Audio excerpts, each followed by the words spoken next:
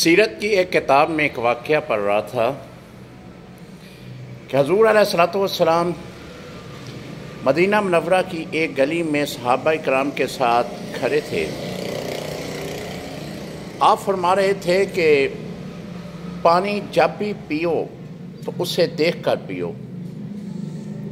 اتنے میں ایک یہودی کا بیٹا وہاں سے گزرا، اس نے یہ بات سن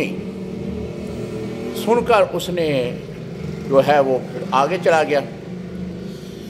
رات کو وہ اٹھا پانی پینے کے لیے، تو پانی مٹی کے پیالے میں موجود تھا، تو اس نے کہا کیوں نہ مسلمانوں کے نبی نے جو بات کی تھی اس پر عمل کیا جائے۔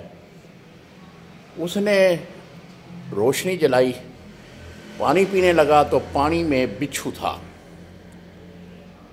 وہ فوری طور پر حضور علیہ الصلوۃ والسلام کی اس بات کے اوپر اتنا اس کو یقین ہو گیا اور کہنے لگا کہ جس نبی کی ایک بات میں اتنی حقیقت ہے، اس نبی کی مکمل شریعت میں کتنی حقیقت ہوگی۔